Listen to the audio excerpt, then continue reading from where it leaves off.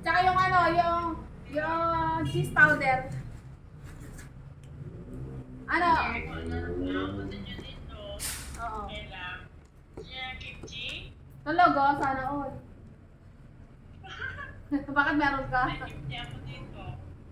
Sana all. Eh, di bukas. Okay. Okay. Tomorrow. Okay. Yes, ma'am. Yes, salamat shopping. Bye-bye. Bye-bye.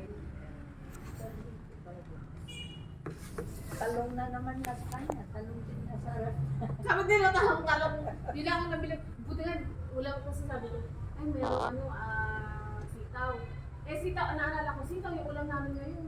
Sabi ko, di namin bibili yung sitaw, parang sitaw na naman. Tapos may talong. Ulam din namin kayo, talong.